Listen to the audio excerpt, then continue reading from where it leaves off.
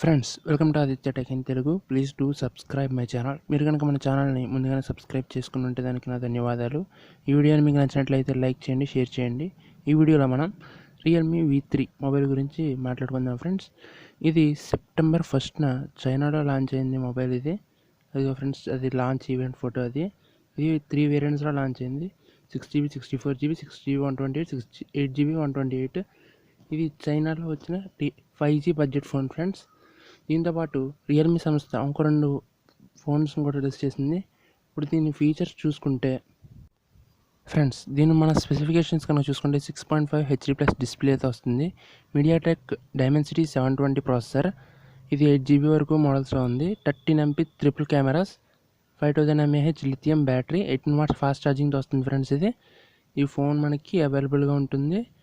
ఈ ఫోన్లో friends selfie camera కూడా పర్వాలేదు. ఇది 5G ఫోన్లోనే బడ్జెట్ మొబైల్ ఫ్రెండ్స్. ఇది చైనాలోనే ఫస్ట్ లాంచ్ చేశారు.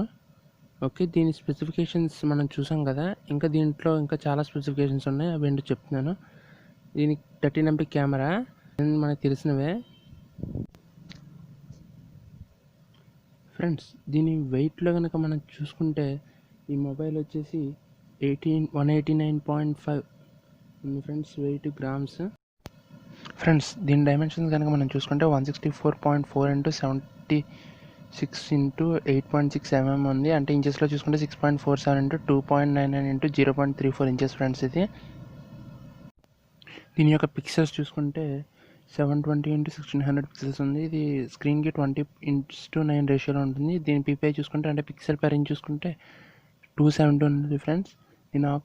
దీన్ని CPU చూసుకుంటే octacore 2 GHz Cortex A86 6 × 2 GHz Cortex A55తో రన్ అవుతుంది ఫ్రెండ్స్.